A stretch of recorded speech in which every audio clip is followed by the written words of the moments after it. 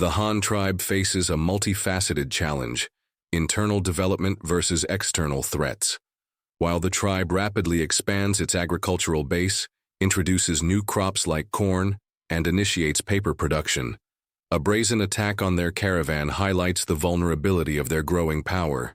The protagonist, demonstrating cunning leadership, chooses a path of psychological warfare rather than direct military confrontation. He dispatches the elite heavy cavalry to deliver a chilling message, severed heads, and a bold ultimatum. To the raiding tribe, Shui Yuan Lang. This act of obfuscation aims to intimidate the enemy, buy time for the Han to consolidate, and potentially instigate conflict between Huiyuan Lang and the Xin tribe, who had incited the raid. The successful return of a seed-carrying expedition, along with plans for a Labor Day celebration to boost morale and incentivize productivity, underscores the tribe's resilience and adaptability. There are hot springs, undoubtedly caused by geothermal activity. This confirms your earlier guess about the volcano.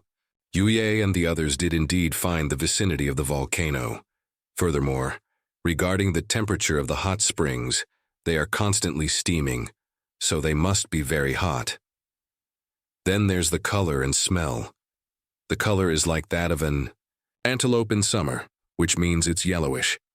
Combining this with the pungent smell, you initially determine that this should be a sulfur spring. Most natural volcanic hot springs contain sulfur. Only the amount varies. Although sulfur has a pungent smell, it's not useless. In modern times, there's still a practice of using sulfur to fumigate things, like ginger. Although this was later proven to be harmful to the human body, in the early days of the nation, there were many such uses. Some regions even had the custom of fumigating mantu, steamed buns, with sulfur, supposedly to preserve them and prevent mold and mildew. Whether it was really effective is questionable. Aside from being used to process food, its industrial uses are even more numerous.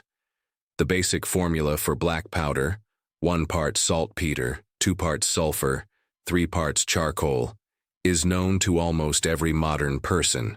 No, even some people in ancient times knew it. Although this isn't the most powerful version of the black powder formula. Another use is in the vulcanization of industrial products, such as making rubber, although you haven't found any rubber trees yet. But this doesn't diminish your interest in this sulfur spring. After all, it's a resource point, isn't it? Even if it's only used to make black powder, it's still good. Although you already have nitroglycerin-based explosives. Okay. It seems useless no matter how you look at it. However, you still marked this place and continued to look at other parts of the map. According to the observations of Yuye's group, the snow mountain in the Northern Tribal Alliance's slate prophecy does exist. It is a towering snow mountain, appearing from afar as if its peak had been cleanly chopped off. It seems to be the great volcano from the prophecy. However, that volcano doesn't exist in isolation. The entire northern skyline is cut off by a continuous range of snow-capped mountains.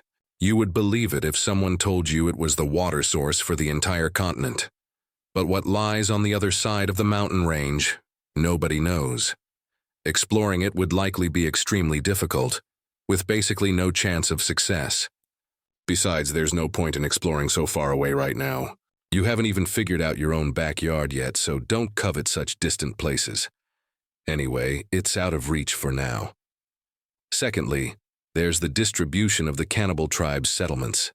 Many settlements are marked on the map, covering a large area. However, you can't say exactly how large it is since the map wasn't drawn to scale. Who knows how big it actually is? Moreover, the Cannibal settlements are not located on the snow mountain itself, but at the foot of the mountains to the south of the snow-capped mountain range, about 2 or 3 days' journey from the range. This is Yuyi's own estimate. He can't say exactly how far it is. Furthermore, the Cannibal tribe's settlements are very scattered. They don't have a city like the Han tribe, with a large population concentrated together. Instead, they are dispersed in the form of tribes at the vast foot of the mountains. Well, if they do indeed belong to the same faction, it wouldn't be wrong to consider these settlements as villages. Also, according to Yuye's records, These settlements have many different customs. For example, some villages have only tents made of animal skins, some have huts made of branches and grass, some dig underground caves, and some even live in the forest, with their dwellings built directly on the trees, looking like bird nests. Of course, these are just some of the typical examples. There are many other styles of houses that weren't mentioned, such as stone houses built with rocks and small earthen mounds made of mud. From a distance, they look like a bunch of graves, but only a few people know that they are actually hollow and habitable. But then again, the reason why Yuye still determined that they were all the same cannibal tribe, and not individual tribes, despite seeing so many different types of dwellings, was because they all had similar bone totems, and most of the male tribesmen had white totem patterns painted on their bodies. Seeing this, you understand why Yuye judged them to be all cannibals. It's because their attire is almost identical to that of the cannibal totem warriors who attacked the Han tribe. So even if they aren't the same individuals, they are definitely closely related. It's a pity that they couldn't find a village to ask questions and learn more specific information, such as their language, the relationship between these villages, and their origins. However, based on the limited information available, you are more inclined to believe that these are the villages of the cannibal tribe. But to be more precise, they are villages composed of people captured by the cannibals. So, they didn't kill all the captives they captured? This speculation actually has a lot of evidence. If they were native to this area, they would all live in the same type of house. Why would they create so many bizarre houses of various shapes? Therefore, there is only one truth. The people in these villages are all captives, taken by the cannibals during their raids. Eventually, when they had no way to escape, they had no choice but to stay. However, they still retained the living habits they had before they were captured. So when rebuilding their new homes, they continued their previous habits. This should be the reason for the diverse dwellings of the other party. But there's still another question. What role do the giant apes play in the cannibal tribe? Why didn't Yuye and the others see any red-haired giant apes in these small villages? This is a big question, related to the overall organizational structure of the enemy. Without understanding this, how can you know your enemy and yourself? Then, there's the level of civilization development of the cannibal tribe and their way of life. They do not live by growing crops, but mainly by hunting, supplemented by raising livestock. Cannibalism is a form of punishment, entertainment, or ritual in their way of life. As for their hunting methods, they use coordinated group hunting, utilizing flying stones, throwing spears, traps, and, in the last year or two, bows and arrows, which seem relatively advanced. And their prey mainly consists of foxes, rabbits, snow wolves, snow leopards, white lions, Dinotherium, and a common food that everyone is used to, the Gaoyan ibex. It is a mountain goat with grayish-yellow fur that lives in mountainous areas. Basically, like rabbits, it belongs to the lowest level of the ecological circle in this generation. Basically, anyone can eat it. It is estimated that if they didn't have the ability to climb rocks, they would have been eaten to extinction long ago, or possibly domesticated and raised. However, it is difficult to catch live ibex on cliffs and chaobi, which is why they have not been domesticated by the cannibals. If you want to raise them, you at least need to have live ones first. In addition to the cannibal tribe's lifestyle and settlement distribution, the most important point is the cannibal population, which is related to the strength comparison between the two sides. According to the repeated exploration and reconnaissance of Yuye's group, there are hundreds of villages with a population of more than 200 or 300 people. How many hundreds are hundreds, Yuye himself can't say. After all, they can't get too close, they can only observe secretly from a distance. However, the number of such settlements is at least 200, all distributed along the foot of the snow mountain from east to west. So, by this calculation, the other side has at least tens of thousands of people. But they obviously haven't developed as fast as the Han tribe, so it's unknown how many years it took to accumulate such a large population. Of course, there is another possibility, as in the Slate prophecy, that only some people left at the beginning, and many people remained, with a portion of their own people and a portion captured, with thousands or even tens of thousands of years of accumulation. It's reasonable that they could have accumulated this number. The total population is at least 20 to 30,000, so the number of adult males should be around 7 or 8,000. This is hard to say, it still depends on the composition of the other party's population. But you have no way to obtain this kind of data, so you can only guess. The reconnaissance basically ends here. But what worries you the most is that Yuye and the others didn't find any trace of the red-haired giant apes this time. This is a flaw in this reconnaissance mission. If the other party only has tens of thousands of ordinary people, you wouldn't be afraid at all. You're just afraid that they also have thousands or tens of thousands of giant apes. This is the only thing that makes you slightly concerned. However, according to the previous dispatch patterns of the cannibal apes, their numbers are not too large, but this is just your guess. Leader, where do you think those cannibal apes went? Will they take people to other places to capture more people? Shuda said suddenly from the side. Well, that's a question. We have to be prepared. The information we have now is still too little. We don't know the enemy's pattern of movement at all. I remember the first time we encountered them was in the autumn. At that time, they happened to be attacking the Shu tribe. Another time was in the spring, the Black Rat tribe incident. You two experienced both of those events. Then there was the time when there were the most people, which was in late spring and early summer.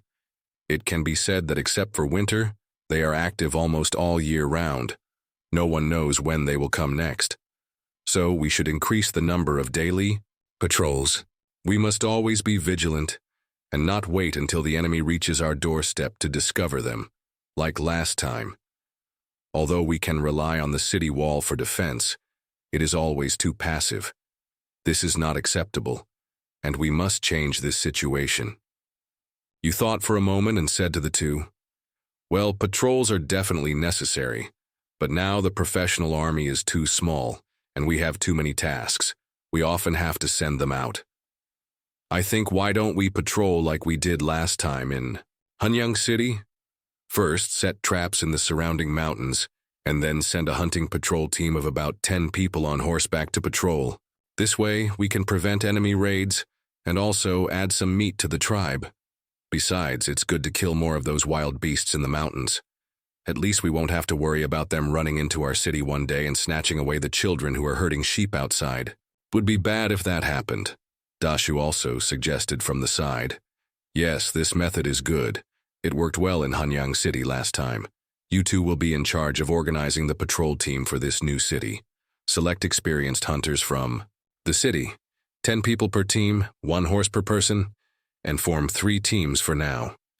The main patrol area is to the north, with the range set as east to the edge of the swamp, north to the Babao mountain mining area, and west for half a day's distance as far as they can ride.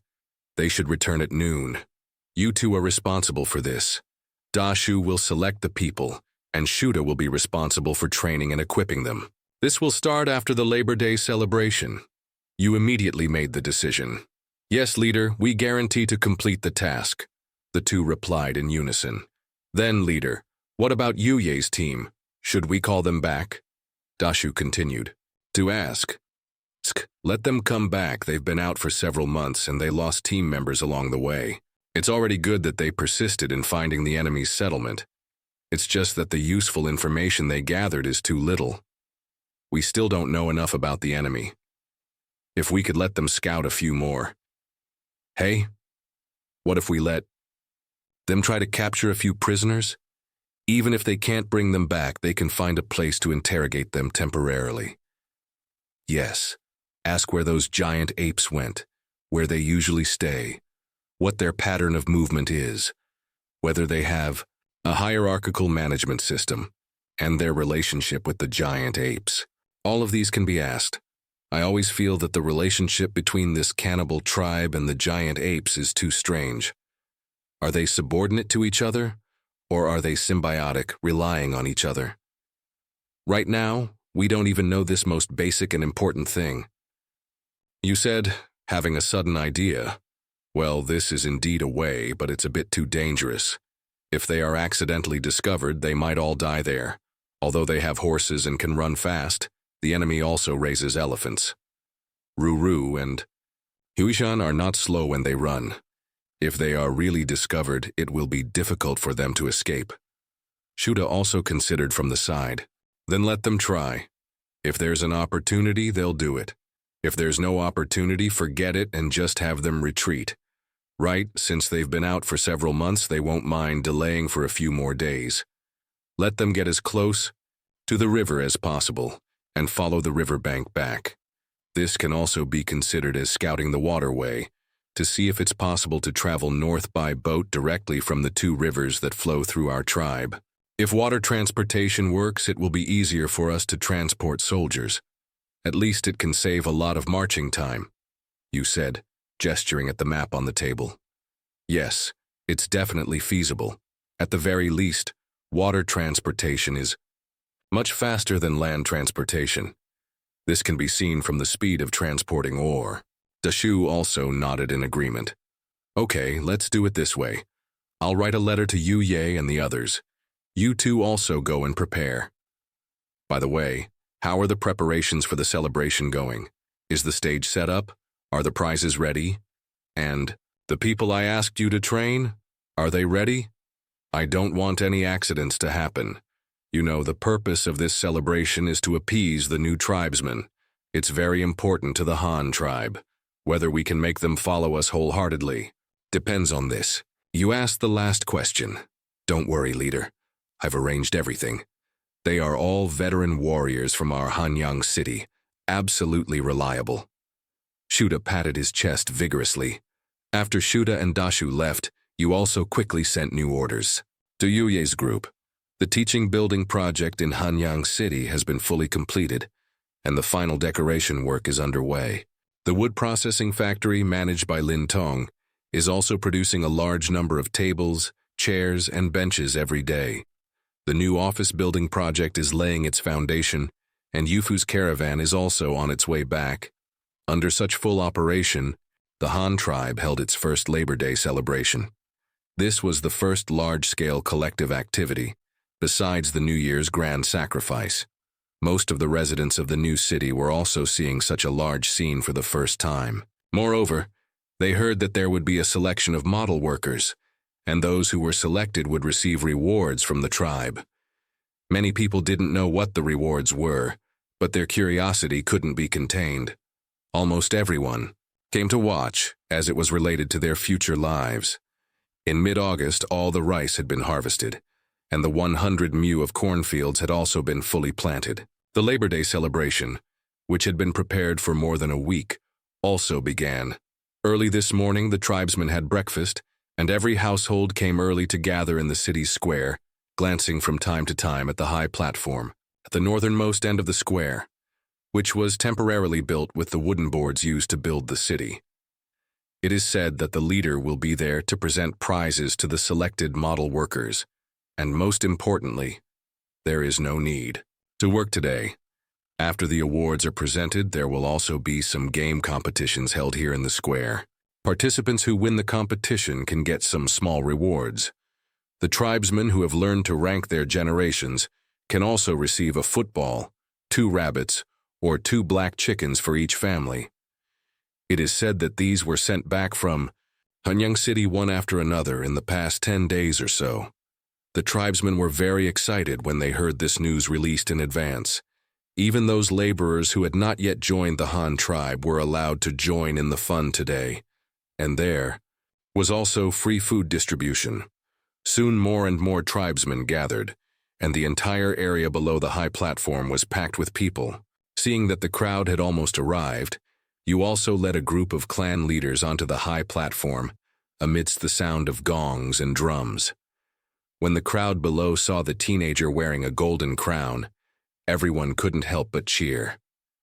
And the scene was no less exciting than a modern pop star's concert. You pressed your hands down, and the sound of gongs and drums behind you suddenly stopped. Then the silence on the high platform spread like ripples. The huge square quickly became quiet. You know that it was the plants arranged in the crowd in advance who did it. They used the sound of gongs and drums as a signal. Once the drums stopped, they would tell the people around them that the leader was about to speak, so everyone should stop talking and listen quietly. People of the Great Han, citizens, you have just joined the Han tribe, but through your own efforts, you have built this city so that every tribesman can live in a sturdy house and no longer have to endure the cold of winter. You have cultivated food through your own hard work, so that even if you no longer hunt or gather, you can live a life without hunger. All of this is provided by the Han tribe, but without the hard work of each of you, it would not have been possible to achieve such results. Today's festival celebration is to celebrate the harvest brought by the labor of each of you. Cheer for your own hard work, my people. You shouted loudly to the people below from the high platform. Long live the leader. Long live the great Han. Long live the leader. Long live the great Han. With your waving gesture at the end, the plants lurking in the crowd immediately began to lead the chanting of slogans. The atmosphere of the entire square was quickly ignited, and the cheers of the crowd rose wave after wave. The shouts of tens of thousands of people even startled the birds within a radius of 1 kilometer. After the tribesmen had shouted for a while, you pressed your hands down again. Dashu, who was giving orders from behind, also waved a flag. Under the guidance of the plants, the crowd quieted down again. Tribesmen, citizens, your hard work is worthy of everyone's affirmation and praise. This is your honor. Every hardworking tribesman should win everyone's respect and should also be encouraged by the tribe. Today, we will select a model worker from each clan, and I will personally present them with the rewards they have won. So, what is a model worker? It is the person among you who works the hardest, does the best, and makes the greatest contribution to the Han tribe. They are all role models worthy of our learning. Only by working harder like them can our lives be more beautiful under the leadership of the Han tribe. I hope that all of you can be like these model workers and reap your own honors and rewards in the future.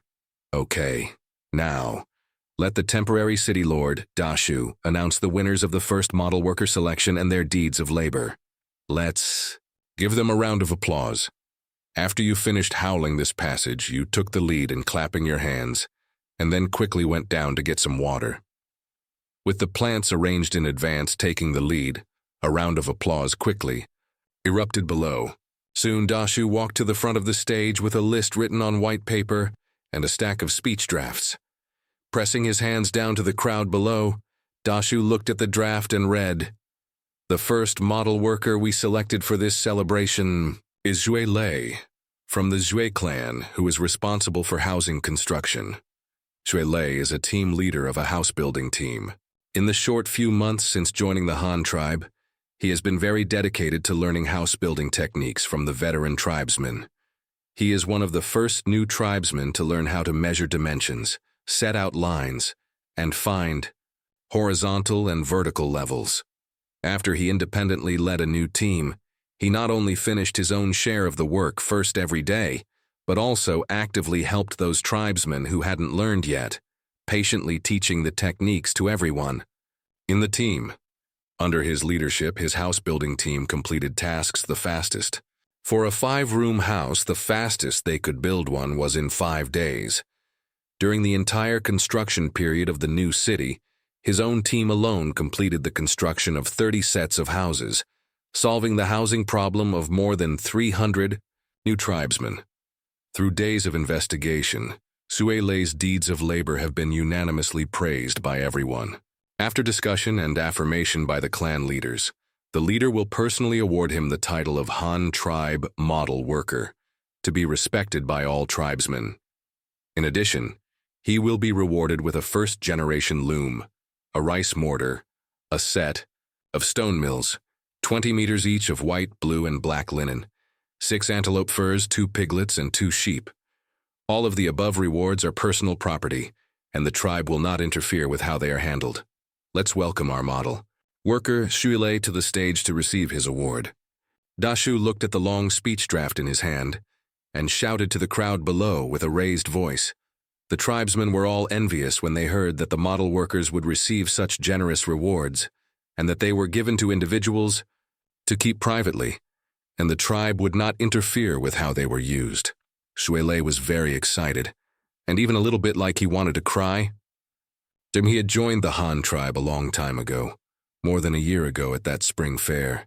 He was sold to the Han tribe by his own leader for a heaping bowl of white salt.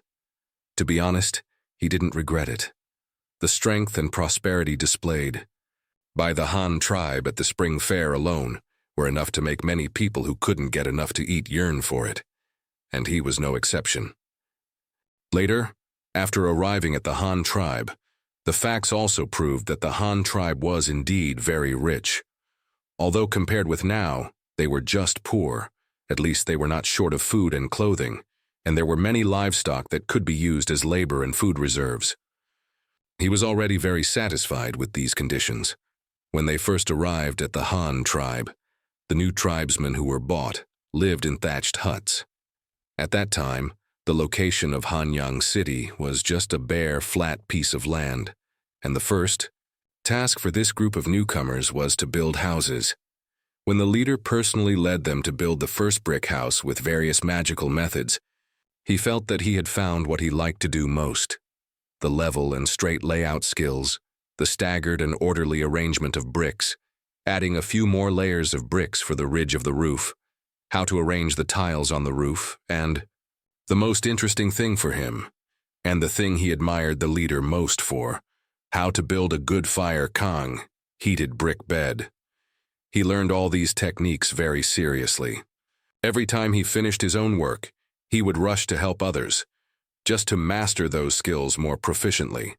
Therefore, Shuilei also became one of the first construction team leaders to lead his own team. However, after all the houses in Hanyang City were built, he couldn't get used to farming every day. Just in time, there was a shortage of people for the construction of the new city, so he took the initiative to request a transfer to the new city and continued to lead new team members in construction. Shuilei seemed to like building houses very much. Whenever he saw the neat houses built by the tribesmen he led, and the tribesmen who moved in from time to time praised the benefits of the houses, he always felt uncontrollably happy. He didn't know why until a few days ago he heard a word from the leader, a sense of accomplishment. At this time, hearing the temporary city lord talk about his deeds, he felt very excited. Although there are many tribesmen in the Han tribe, he felt that his contribution to the tribe was not unnoticed. What the acting city lord just said was the best proof. However, he was still surprised by the series of rewards that the acting city lord had just announced. Although Shuilei liked the sense of accomplishment brought by labor and longed for the affirmation and attention of the tribesmen, he always felt that it was his duty to work for the tribe and make contributions. Even if the leader would give him some rewards, he never expected that there would be so many. In other words, even without any rewards, as long as the tribesmen praised the houses he built, and if he could receive a few words of praise from the leader, he would be very satisfied. But now, he felt the leader's appreciation for him. His efforts were finally seen by the leader, and the leader also rewarded him with so many things. This was a rare reward among all the tribesmen. In the future, he must work harder for the leader and the Han tribe. His ears were filled with enthusiastic applause, the congratulations of the tribesmen around him, and the envious gazes of the tribesmen in front of him. Shuilei took a deep breath, wiped the tears of excitement from the corners of his eyes, and strode to the high platform in the square. Leader, Looking at the leader's admiring and encouraging smile, Shuilei wanted to say something, but he couldn't say a word after holding it in for a long time. Okay, no need to say anything, I know everything. You did very well. You earned this model worker title with your own efforts. Continue to work hard in the future, and life will always get better.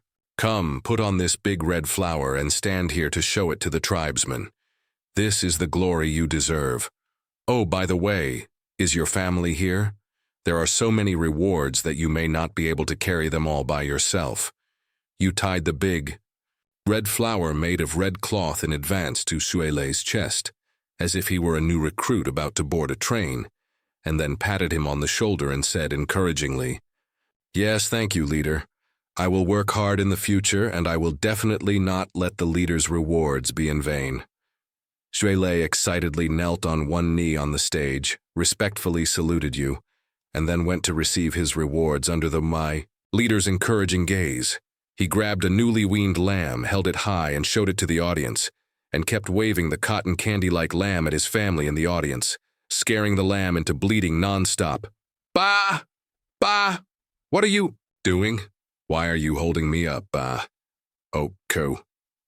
Oh, so, in the end, Shuilei stood for a long time, and his family and neighbors, under the guidance of the soldiers, moved the rewards together. A long line of people carrying lambs and piglets, and some carrying large production tools such as looms, surged towards Shuilei's house. Along the way, they were met with the envious gazes and lemon-flavored blessings of the tribesmen. However, thinking that everyone would receive rewards in the later activities, their hearts were slightly balanced. With the successful experience of the first award, the following process went much more smoothly. First, a Jian surnamed tribesman from the Jianjiao tribe was named a model worker for working 3 days and 2 nights continuously to deliver lambs during the peak lambing season of the antelopes. Another Chai surnamed tribesman was named a model worker for being the fastest and most efficient in farming. There was also a Hu surnamed tribesman from the Tiger tribe, a blacksmith who forged iron tools for everyone day after day for months during the construction of the new city. In addition, there were Gu surnamed kiln workers, Jing surnamed carpenters, and so on. Basically, as long as it was a clan that had clearly joined the Han tribe, one tribesman would be selected, and the prizes awarded also made everyone envious. However, not everyone's prizes were the same. Except for the livestock, which were basically the same, most of the remaining tools were complementary. For example, Shuilei's family was rewarded with a loom, and Jian Ming's family was rewarded with a first-generation foot-operated spinning machine. The purpose of doing this was to make them complementary. It wouldn't be right to give a complete set to one family, and it would be useless to give the same thing to everyone. Giving one to each family, you spin yarn and I weave cloth so that they can be put to use. These simple textile machines were all eliminated from Hanyang City. The public textile factories all used more advanced fly shuttle looms and multi-spindle spinning machines. These replaced items were just sitting there. It would be better to give them to the tribesmen as private property, which could also play a productive role. After the award ceremony for the model workers was over, all the tribesmen began to eagerly enter the following activity time. After all, they heard that they, the ordinary tribesmen, could also get some small prizes. Chapter 424. Teaching and Coinage, Seeking Votes and Subscriptions. After the awards ceremony, other activities were quickly held in the square, including various work competition-style mini-games, blood relative genealogy ranking assessments, and a football match held outside the city. The reward for the ranking assessment was 2 rabbits per family. Rabbits are easy to raise. They can live on grass and vegetable leaves, they reproduce a lot, and they are very clean. Every household in Hanyang City now has 10 to 20 rabbits, and the daily meat supply does not need to be provided by the Ye tribe. The peeled rabbit skins can be used to make clothes for children or to make shoes.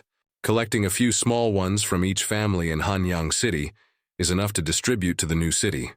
Families who pass the assessment can receive 2 small rabbits as private property for free. Such a reward attracted a large number of people. Early on, and long queues formed in front of the 2 assessment stalls set up in advance. Of course, some people were unwilling to wait in line and still wanted to receive some prizes, so they had to go to the game competition.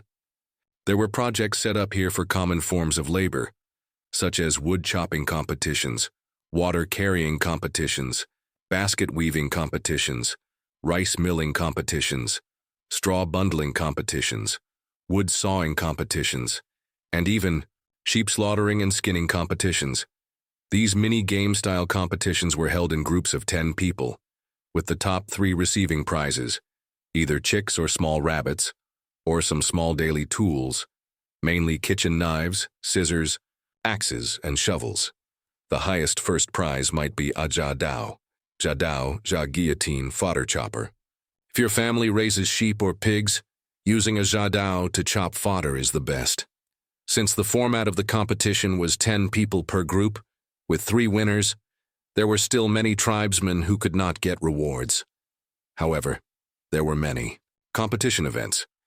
If you were not very good at one event, you could try other events. In this way, it not only increased the activity of the tribesmen participating in the competition, but also ensured that basically everyone could get rewards. The end. It could also make the festival celebration a little more lively.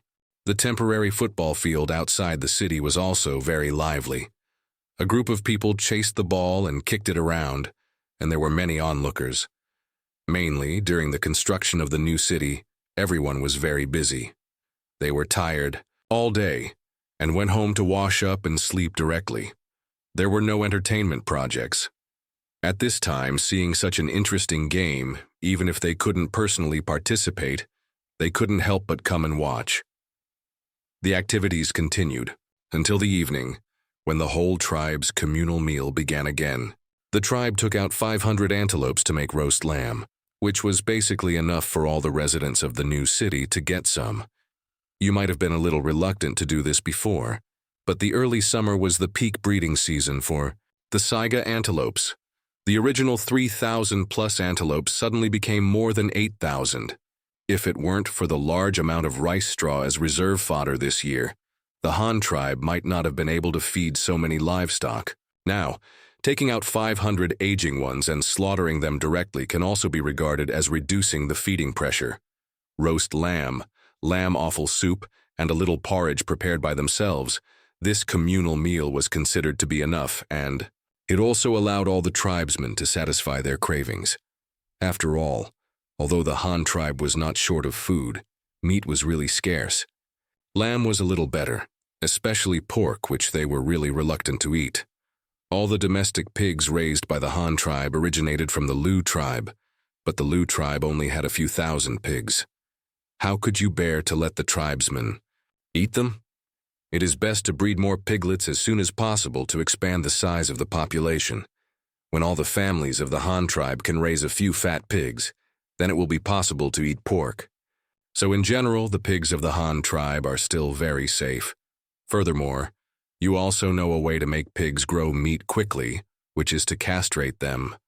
The activity of castrated pigs will decrease, and they will not fight each other due to being in heat, causing unnecessary losses. Basically, castrated pigs are very inferior, and they eat and sleep all day long. It would be strange if they didn't grow fast, but this is not possible now.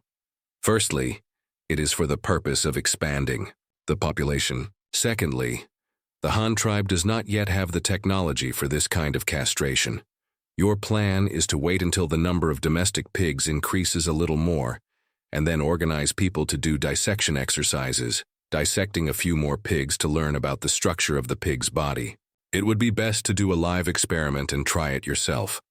You heard from the elders in your previous life that in the early years, skilled pig castrators would ride bicycles through the streets and alleys, going to various villages to find work.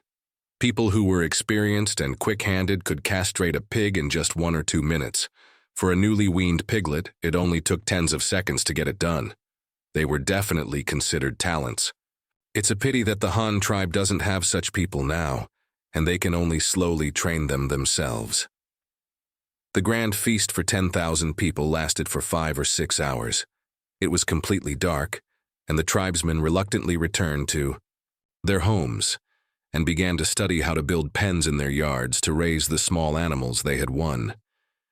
Everyone's face was filled with smiles, as if the days to come would be better and better. Early the next morning, after finishing all the matters in the new city, you led a group of students and finally set off on the journey back to Hanyang City with supplies. As for what supplies, of course, it was several carts of white paper.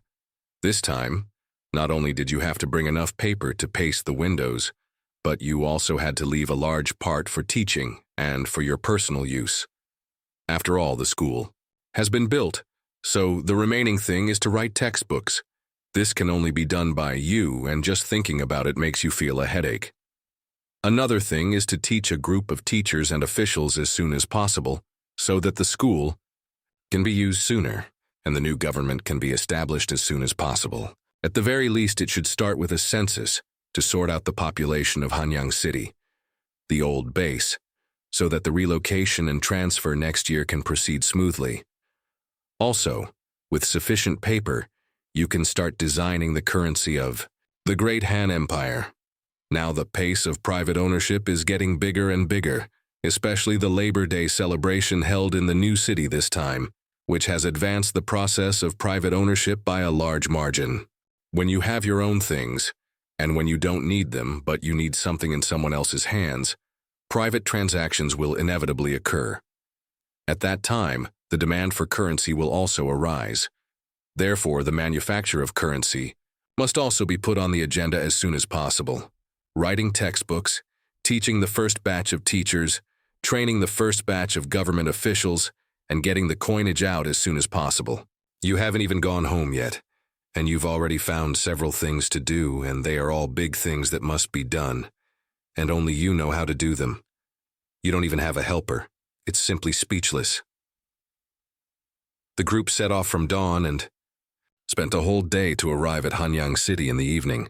You instructed the tribesmen to move the paper on the cart into the house to prevent it from getting wet with dew. Then you went to check the construction of the teaching building and the office building first. Walking to the central area, 4 tall blue brick teaching buildings, 2 in the east and 2 in the west, stand respectively at the north end of the square. The sloped roofs with 4 ridges look elegant and grand. The green glazed tiles have been washed clean by the rain and are shining in the setting sun. They are all made of ordinary mud pie unfired earthenware, brick blanks, coated with a layer of glaze mixed with malachite powder. In terms of making porcelain and configuring colored glazes, Kwezi has made a world of difference from the him who was determined to spend his life grinding stone basins. They have all improved. On the construction site of the office building, located in the middle of the teaching buildings, the tribesmen have dug deep trenches along the positions of all the walls and then compacted them. Then they built up from below with large blocks of blue bricks, layer by layer. Now the wall exposed above the ground is already 1.6 meters high.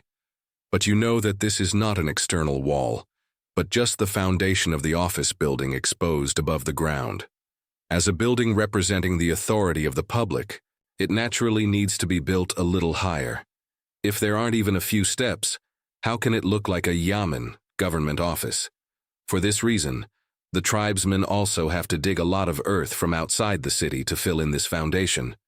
The excavated pit is not wasted, and can be used as a manure pit, to be used to continue to expand the area of farmland next year. The office building is still laying the foundation, so you had to turn your attention to the teaching building. On the dark blue external walls, the grid-shaped doors and windows are still the color of the original wood. Only because they have been painted with tung oil several times, the color appears a little darker. But at this time, the grids of the doors and windows are still empty, just waiting for the paper you brought to be pasted on. Actually, it's not that you haven't thought about replacing all the doors and windows of the teaching building with glass, but the cost of doing so is too high. The materials he has on hand are still unable to make ordinary glass. If you directly use crystal to burn glass, the resulting product is also special glass with high temperature resistance and high light transmittance. Ordinary glass has a melting point of less than 600 degrees. But crystal glass has a melting point of about 1200 degrees, which is higher than the melting point of gold and silver. So, let's calculate the production cost. Isn't this more fuel than smelting metals? What's more, fuel is not cheap in this era. However, although it is a bit extravagant to use crystal to make flat glass, it is no problem to use it to make tools, especially the high light transmittance of crystal glass, which is very suitable for making optical instruments. And at this time, You really need a magnifying glass to use when making coin molds or carving movable type printing plates. Once you have made up your mind, you immediately start. Making glass products is not difficult. Once glass is heated to around its melting point, it will soften into a red, paste-like viscous liquid. If you want to make it into a hollow container, you can use a hollow metal tube to pick up some molten glass, blow air into it while rotating and stretching it, and finally make the shape you want. Another type is a solid finished product, such as the solid convex lens to be made this time, which can be directly cast into shape with a mold. But in order to make the surface of the finished product as smooth as possible, the molds for casting glass products are generally made of metal. That is to say, in order to make this convex lens, you must first cast a mold of the convex lens with bronze. This is not a very difficult thing. It's just casting two plates that can be buckled together. If you want the finished product to be more precise, you can use the lost wax method of casting. You draw the shape and size of the finished product on white paper, and then give it directly to Dazui. It shouldn't take many days to see the finished product of the mold, after arranging to burn glass to make a convex lens. You asked Yingrui and Chieftain Shi, who were stationed in Hanyang City, to be fully responsible for the matter of pasting window paper, and required them to complete the replacement before the end of August. This is not difficult. They just need to brush the paper with 2 coats of tung oil, and then distribute it to each household after it dries. At that time, they will paste it themselves. The only things they need to worry about are public facilities such as schools, warehouses, workshops, and barracks. The remaining thing to prepare is currency. Regarding the production and manufacture of currency, you can still try it. After all, this belongs to the problem of mechanical production. But as for the monetary system, you really don't know anything about it. You didn't study finance or economics in your previous life, and your knowledge in this area is basically zero. You only know about things like the gold standard, the silver standard, and that the purchasing power of money is approximately equal to productivity, etc. You've heard of these unfamiliar terms and know a general idea, but you really can't explain them clearly and list long arguments. The gold standard system, according to the literal meaning, is to use gold as the country's standard currency. Other currencies issued by the national mint must have a fixed price to exchange for a certain weight of gold. This seems to be called the gold content of the currency. The silver standard system is the same as the gold standard system, only the name is changed. So, combining the current situation of the Han tribe, gold has not been discovered so far, and the metal resources on hand, only brass and silver are suitable for making currency. They are soft enough, have high ductility, stable, properties are easy to cast, wear-resistant, and easy to store. Among the remaining metal resources, lead is too soft and toxic. It's okay to use it as a small amount of additive, but it's not good to be in contact with it every day. Iron is easy to rust, and stainless steel is too difficult to process, and it also needs chemical plating, so it's not suitable to use iron. That leaves only brass and silver. However, if the Han tribe adopts a silver standard monetary system, there are 2 major problems that need to be noted. Because in the history of world economy, this silver standard should have 2 other characteristics, and they are very unfavorable to the current Han tribe. The first is that private individuals can freely cast. Of course, this casting does not refer to silver coins, but silver ingots, silver blocks, or silverware, silver jewelry, etc. But they all have one thing in common, that is, this kind of privately cast silver can also be used as currency for transactions and payments. This is undoubtedly a huge problem. Once this situation occurs, doesn't it mean that anyone who picks up a piece of natural silver can instantly become rich? Of course, this possibility is relatively small, but what if someone obtains silver products from abnormal channels? For example, smuggling from the Shin tribe. Furthermore, what if the Shin tribe uses a large amount of silver products to acquire goods from the Han tribe? It is conceivable that once a large amount of non-standard currency floods the market, it will inevitably lead to the collapse of the national economy. Wealth is created by productivity, not by magic. The amount of money a country has depends on its productive capacity.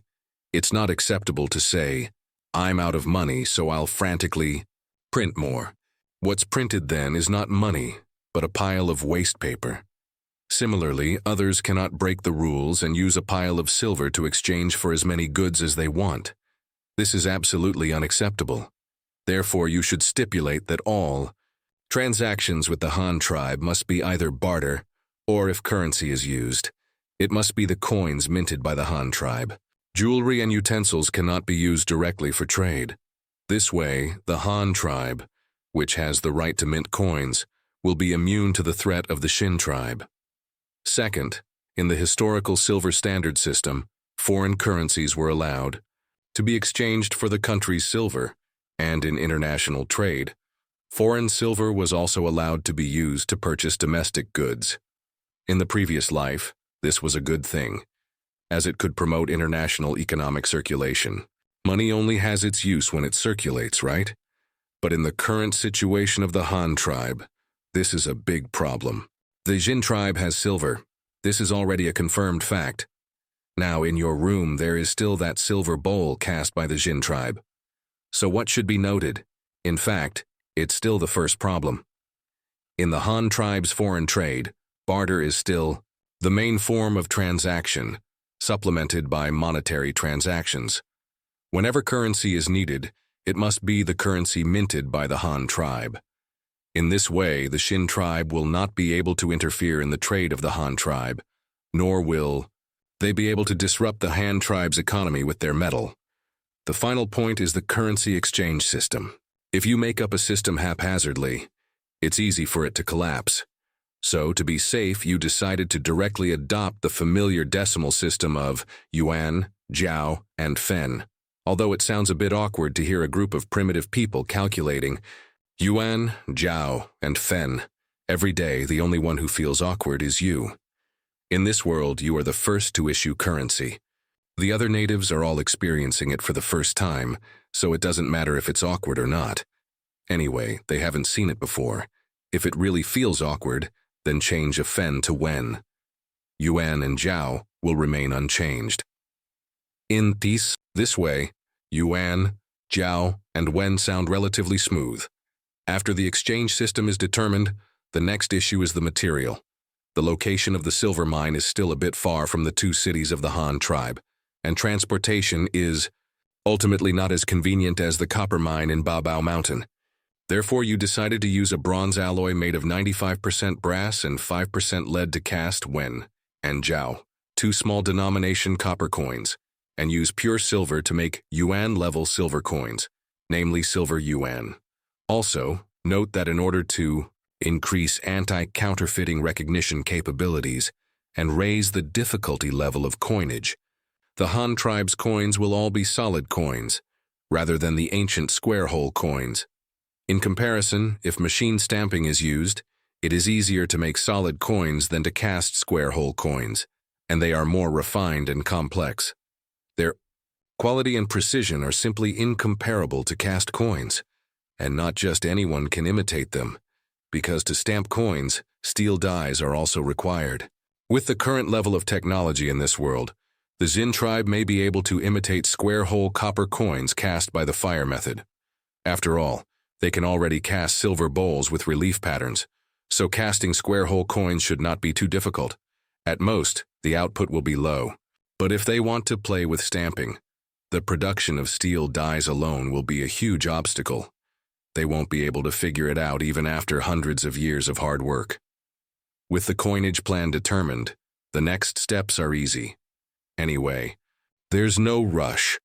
Currently, there is no place that requires large-scale currency transactions. Initially, it will only circulate within the Han tribe. Now, you just need to focus on researching the stamping equipment. But this is not something that can be done in a day or two. There are still many preparations to be made. You can also use this time to arrange some other things. He doesn't need to worry about the matter of pasting window paper. In just 5 days after returning to Hanyang City, almost all households had replaced their windows with window paper. The whole Hanyang city was filled with joy. 2 days later, the doors and windows of the 2 teaching buildings were also decorated and finally reached the stage of normal use. The announcement that the classrooms were ready for use was definitely an epoch-making day for the Han tribe, and also a day hated by the chiefs of various tribes. They finally experienced the fear of being dominated by classes and homework. On the podium, you wrote a whole blackboard full of Chinese characters with chalk. On the far left were the existing surnames of the various tribes in the Han tribe, as well as the remaining parts of the Baijia Xing, 100 family surnames that you wrote down. In the middle were the capitalized numbers, from 1 to 100 million, and below them were the names and units of various items, such as 1Z, 1G, 1-2, 1P, 1 Liang, followed by a row of corresponding nouns, chicken, person, cow, horse, cart, etc., to teach them the units corresponding to the names. These are the most basic skills that officials need to master. Learning surnames is for recording people's names, so that they can count the population in a few days and use it for the census. Learning nouns, units, and quantities is for counting the various incomes and expenditures of the Han tribe, as well as the output and storage quantity of various things. This is what the Ministry of Revenue will do in the future, counting money, grain, taxes, and so on. However, officials of small counties must also understand these, otherwise how can they manage tens of thousands of people? On the far right of the blackboard was the date, namely the year, month, and day, the 4 seasons, and various units of measurement, as well as the conversion between units, length units, area units, volume units, and weight units. The purpose of learning this is, first, to master the seasons and time, to facilitate farming and harvesting. Second, to learn to measure the area of land, to facilitate the allocation of labor and farming resources, such as how many mu of land requires a cow, how many mu of land requires how many people to manage daily. Third, to learn to calculate the amount of crop seeding, fertilization, and the final harvest, as well as the per capita grain consumption, etc. After all, the Han tribe is still a tribe that mainly relies on farming for survival. Everything must give way to farming. No matter what you do, you must first be able to fill your stomach, right? Besides, if the people are hungry, then rebellion is not far away. Grain production is related to the stability of the country. This point must be firmly grasped, especially for officials of this era. It is not enough to just be able to write. They must first learn to farm. If they don't even know how to farm, how can they manage so many farmers who are toiling in the fields? When you write, be serious. At least the characters you write should be understandable. Now that you have the opportunity to practice writing, you should cherish it. Do you know how difficult it is to make paper? Now this little output, after pasting the windows, is only enough for your 4 classes. After explaining the knowledge, points above, you let the students practice writing below, and then he would patrol the classroom. If he saw anyone writing incorrectly or making mistakes, he would give individual reminders. There are a total of 320 students in this term, including chiefs, hunting captains, gathering captains, candidates for shamans and elders from the new city, and some people who were selected by the chiefs as being more intelligent, about 150 in total. The remaining majority are from Hanyang City. After the warrior selection last year, you once held a Chinese character learning class. At that time, nearly 200 people were also selected from Hanyang City. Now some of them have been put to use, such as following the merchant team, or drawing characters on porcelain in Cripple's pottery department. The remaining people were called up by him again. The 320 people were divided into 4 classes, with 80 people in each class, 4 lessons in the morning and 4 in the afternoon. In the morning, they taught Chinese, and in the afternoon, they taught mathematics. According to your plan, there are about 2,500 to 7,000 commonly used Chinese characters. Now it is mid-August. If you teach until December, it will be 3.5 months, more than 100 days. If you learn 30 Chinese characters a day, then you can learn 3,000 characters in this semester, basically achieving simple reading and writing. But this is not enough. After they have studied for 2 months, you will increase their learning tasks, learning 50 characters a day so that they can learn faster. Some people may think that it is difficult to learn in this way, but you don't think so. It mainly depends on how you teach. Learn the easy characters first and then the difficult ones. At the beginning, teach 1, 2, 3, soil, stone, water, wood, king, sky, big person. These characters with few strokes and similar shapes. In addition, the students in this term are all adults, and their learning attitude is very conscious. At least they are better than elementary school students, and you don't need to supervise them much. Learning 30 characters a day is not impossible. After learning the simple ones, start extending the teaching from these characters. 1 plus a vertical stroke is 10, plus a horizontal stroke is gan, 2 no shai. So you have learned 3 more characters. Then add another horizontal stroke and it becomes wang. Add half a frame and it is Quang of Quang Fu Zhengyi. Uphold justice. Add a dot and it is Yu and Zhu. Add a ku and it is Gu. After learning these, start adding radicals and components. Adding the wood radical to Quang is Quang of Men Quang, door frame. Adding the bamboo radical is Quang of Zhu Quang, bamboo basket, and so on. The next stage is to start forming words. You've learned Quang, what is Quang? Men. Quang, okay, you've learned another character, men.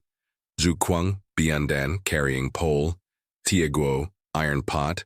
Gai Dao, kitchen knife, and so on. This teaching method of drawing inferences from one instance and understanding by analogy allows those who are learning Chinese characters for the first time to quickly master them. Learning cannot be dead learning.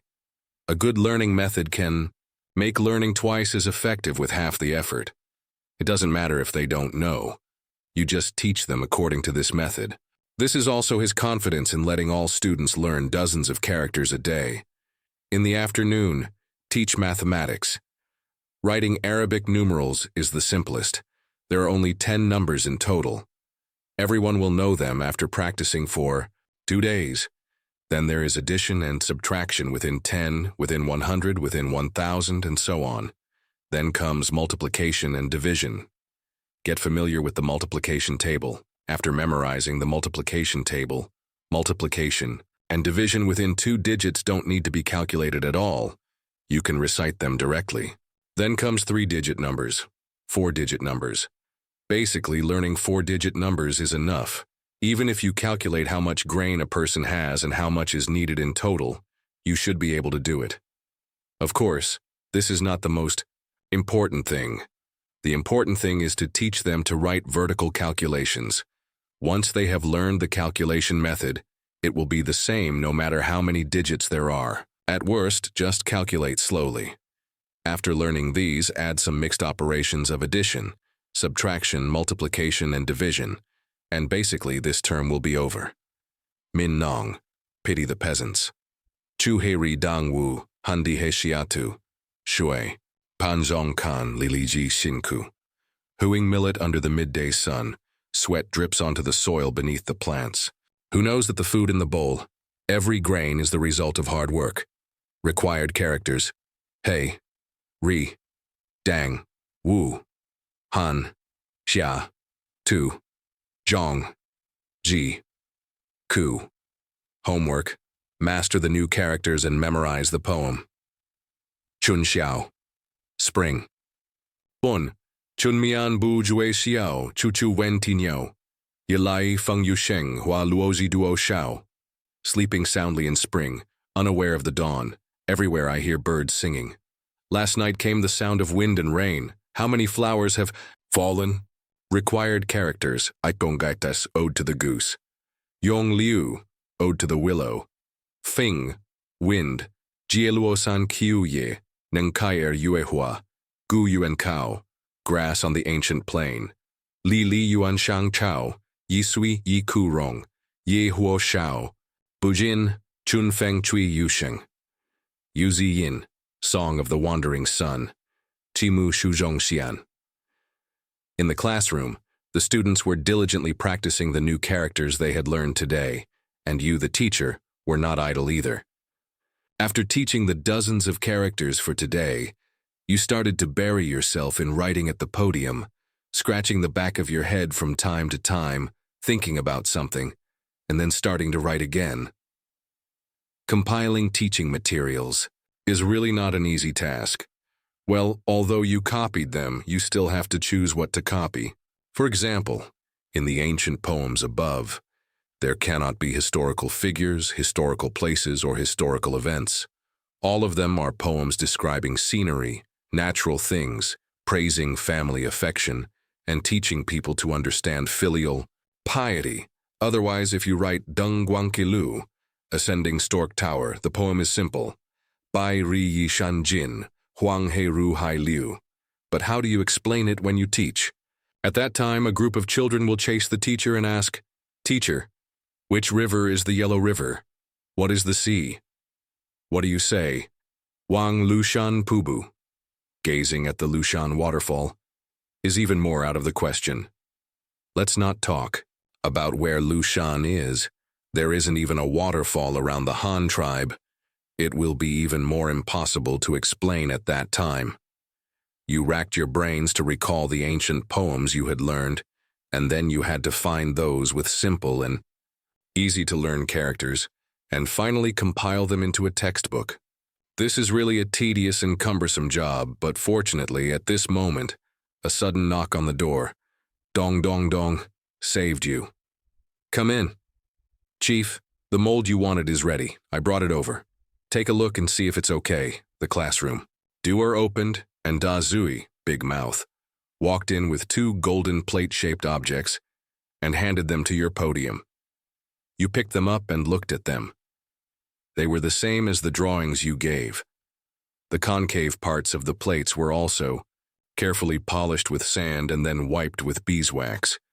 They were exceptionally dazzling under the sunlight coming in through the window, and these two plates are not round, but square. In the middle is a circular depression, which is used to hold the glass liquid, but there is a hole at each of its four corners, where small wooden sticks can be inserted to fix the two halves of the mold, so that it is not easy to deviate when pressing the mold. "Chief, is this okay?" Dazui asked again when he saw that you didn't speak. "Well, it should be about right. Let's try it first." "I don't think there's much of a problem." "Well, for the rest of this lesson, you can practice writing by yourselves. I'll go out first." "Oh, right. I'm going to give you a dictation tomorrow on the words you've learned. For every one you get wrong, write it 100 times. Dictation? 100 times for each wrong one. Oh my, originally when they saw that you were going out, some students couldn't help but want to slack off. But when they heard that there would be a dictation tomorrow, and the punishment of 100 times, the whole class couldn't help but have their hair stand on end. They all lowered their heads again, and started to practice writing seriously. No one was staring at you anymore. "Chief, what exactly is this used for? If you're casting copper or iron, you can't use metal molds, right?"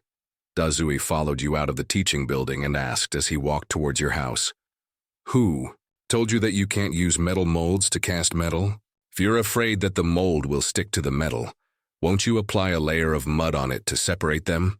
You immediately reminded him. "Oh, right. I didn't think of that just now, hehehe," Dazui said with a sudden realization. "Well, but there is one thing to pay special attention to in the metal mold mud casting method. That is, you must dry the mud. Otherwise, the metal solution will release a lot of water vapor when it touches the wet mud, which will produce bubbles in the metal melt and affect the quality of the finished product." You explained to Dazui as you walked. "Oh, I remember. Thank you for teaching me, Chief." Dazui also thanked you very gratefully. In the past 2 years, Dazui has been commissioned by you to be in charge of various tasks of metal smelting and casting in the Han tribe. He also knows that the rise of the Han tribe today can be said to be related to metal tools. You gave him such an important task and taught him so many techniques. Even his wife was found for him by you at the Spring Festival. Now even the child can call him Dad. He naturally keeps this kindness in mind. You don't need to thank me, just Do a good job. Also, how are those apprentices under you trained? We may need to build 1 or 2 more smelters and processing plants this year.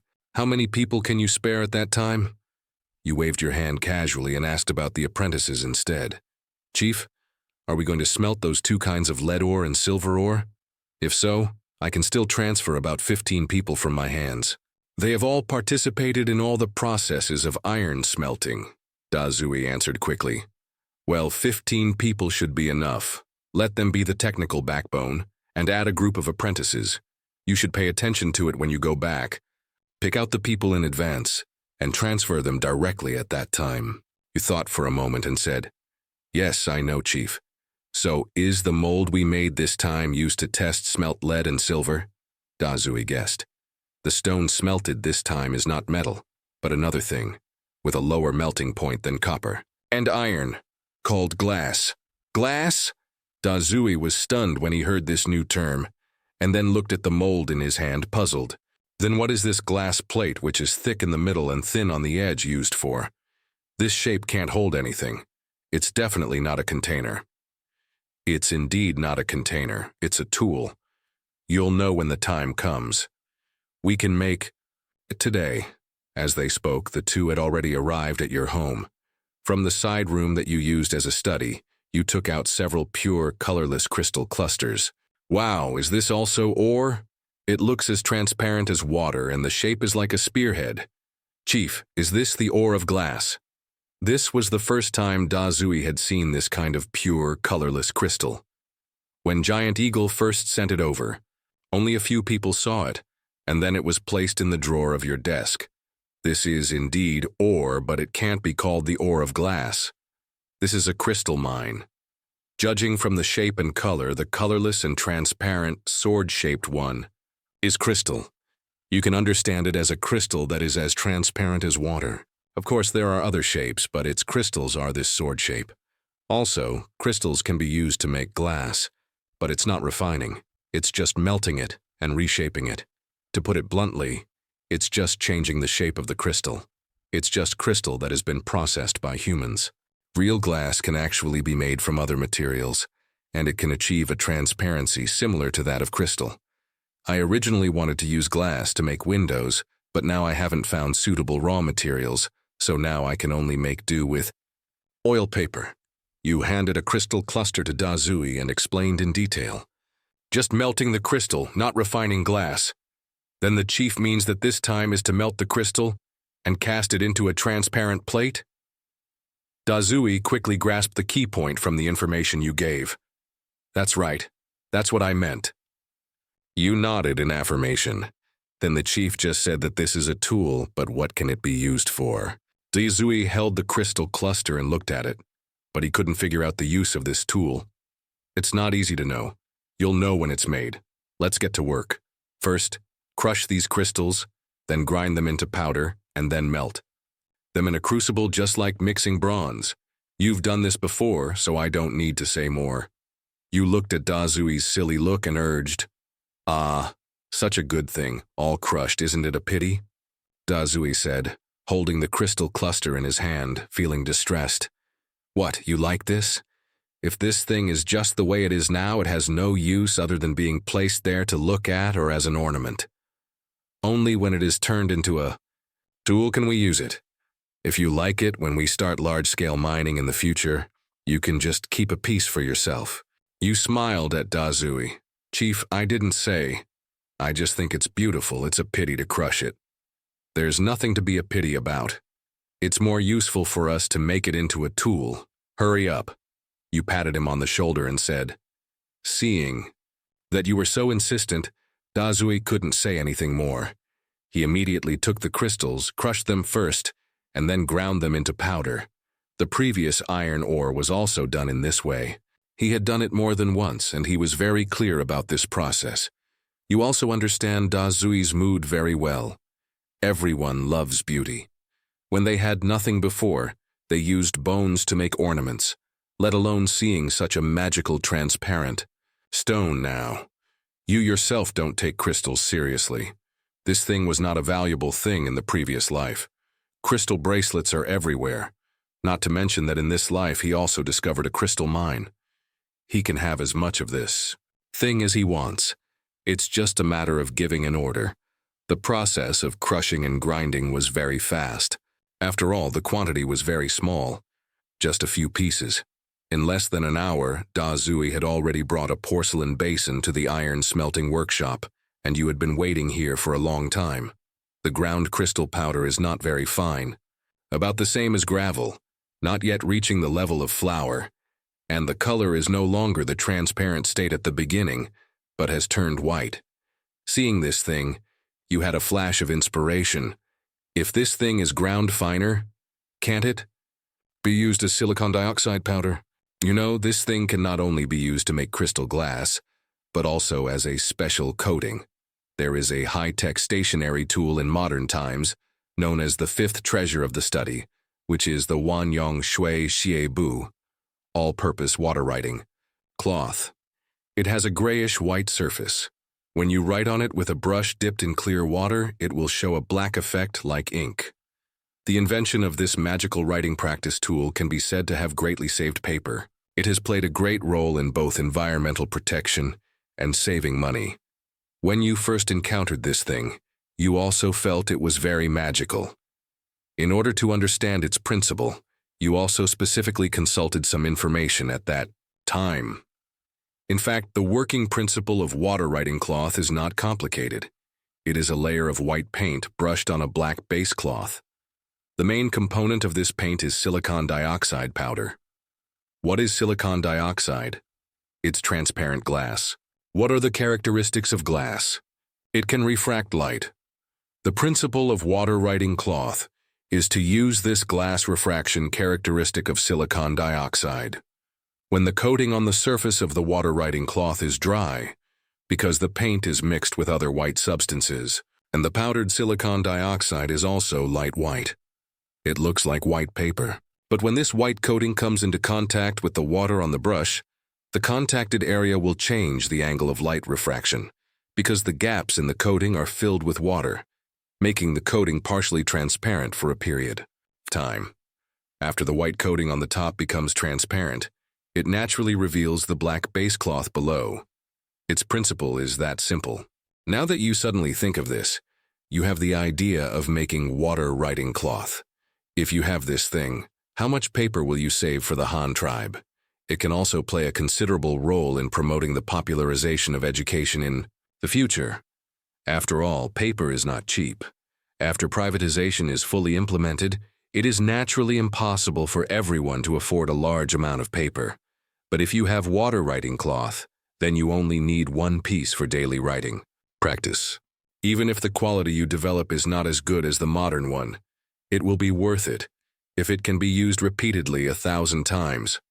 However, making this thing cannot be completed in a day or two. The key technology lies in the formula of the surface white paint, but you are not clear about it. You did check the information at that time, but the information was not very detailed. You glanced at it and didn't remember it, but you can also deduce some things based on the characteristics of the water writing cloth.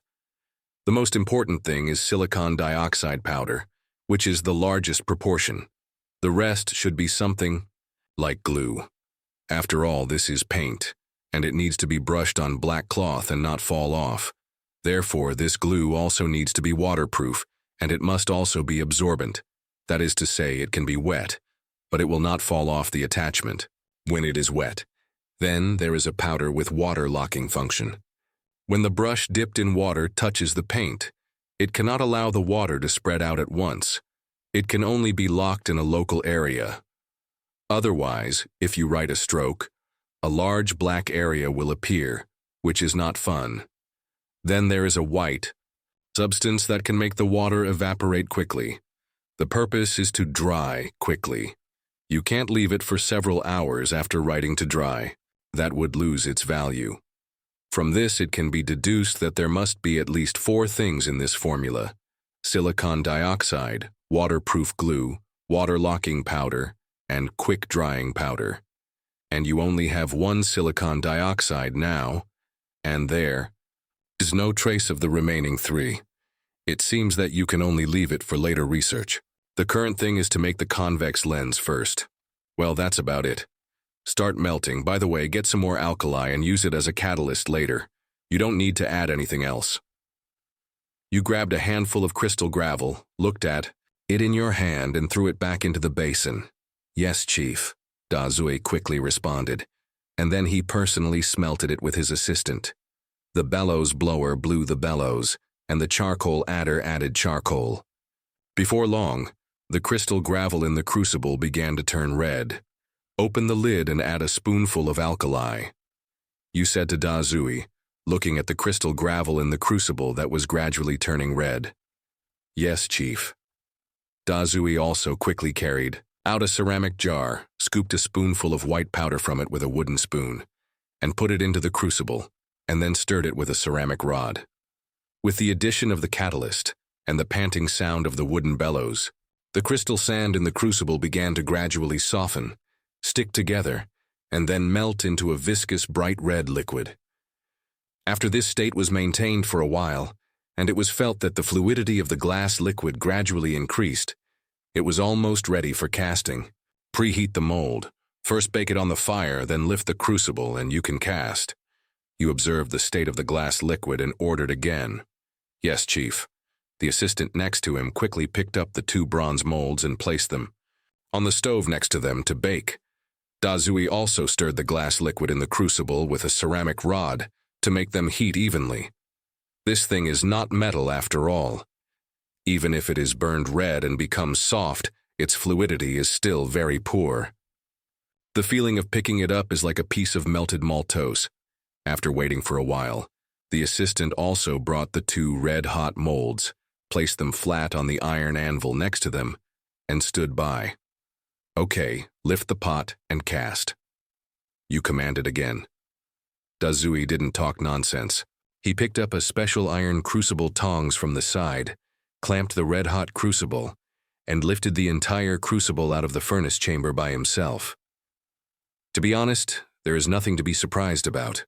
Glass is not as dense as metal. Even if it is filled with the same pot, it is much lighter than metal of the same volume. Not to mention that this is only half a pot. Chief, how do you pour this? There is only half a mold. Will it flow out by itself? Don't burn anyone.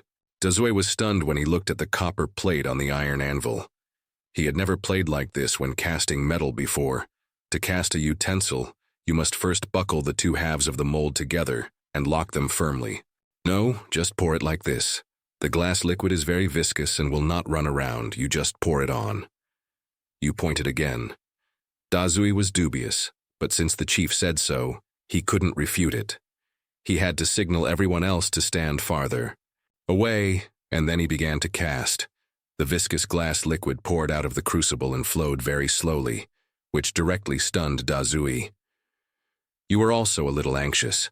If it flowed so slowly, it might be cold in a while, so you took the ceramic rod just now and shoveled it out of the crucible. Then the glass liquid smoothly entered the mold.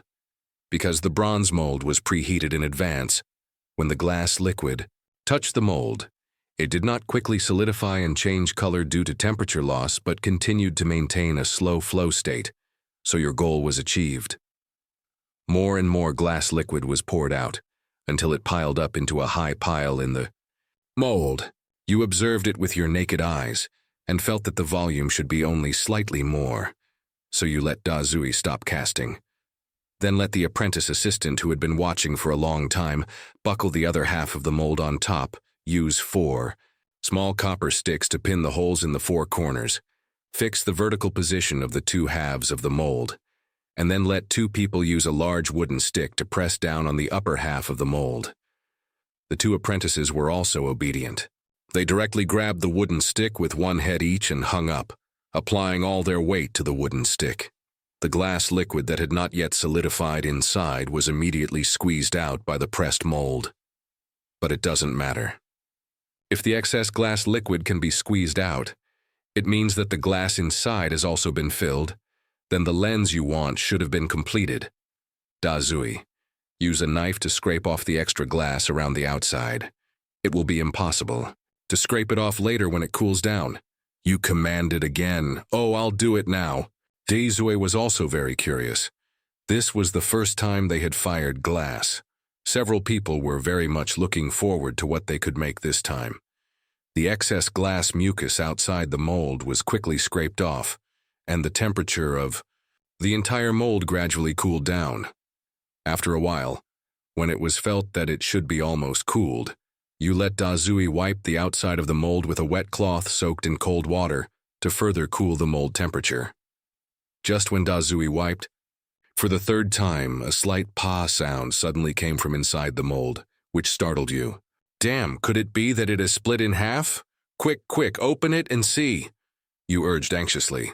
The two assistants immediately picked up the upper half of the mold, and a transparent ice-like object was revealed inside. It was shaped like a plate, and it had already separated from the mold. It seemed that because the temperature gradually decreased just now, the glass solidified and shrank a little due to thermal expansion and contraction, so it completely fell off from the mold. Fortunately, you secretly called out.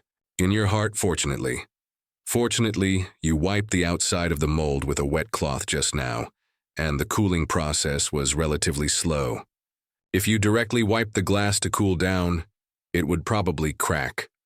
After opening the mold, let it cool for a while. This time, when you felt that the temperature had dropped almost, you touched it with a dry cloth. You felt that it was no longer hot, so you let Dazui pour some clear water on it to cool it down again. After the final cooling, the finished product taken out of the mold is a glass product, like a poached egg. This is mainly because due to the squeezing of the mold, after the mold cavity in the middle is filled, the excess glass liquid overflows from the surroundings. Although Dazui scraped some off, there is still a lot left. Around the thick lens in the middle, it is like a layer of transparent sugar coating of a candied hawthorn. But this is not to worry about. Although the Han tribe does not have a glass cutter, for this kind of thin glass burr like a light bulb, just knock it off with a copper stick. It will not affect the lens in the middle at all, because the lens in the middle is thick enough. You personally put on a leather glove and picked up the lens, and then used a small copper stick to break the surrounding burrs. Then take the gravel from the blacksmith shop and grind it around the edge of the lens twice, and finally rinse it with clean water. This super large convex lens with a diameter of 18 centimeters and a central thickness of 2 centimeters is completed. Zui, stretch out your hand and see what this is. As you spoke, you let Dazui stretch out his hand and then place the magnifying glass flat on his palm. As a result, when Dazui saw his palm through the magnifying glass, he immediately exclaimed, in surprise, "Wow, this is my hand? How did it become so big? I can see it so clearly, I can even see the carbon ash in the palm lines. Chief, this tool is used to make things bigger? What should this be called?" Dazui looked at the palm in the lens, in disbelief, feeling that his entire hand had become larger, but his body did not have any special feeling. He quickly pulled his hand out from under the magnifying glass, and the palm he saw was still the same. He was stunned again. Then this guy, as if he had discovered some Liao Buqi amazing treasure, was like a child holding a magnifying glass for the first time. He put his hand under the lens again to watch, then pulled it out, put it down, pulled out, put it down, and played with it happily. It took him a long time to figure out the use of the magnifying glass. "Chief, this tool is amazing.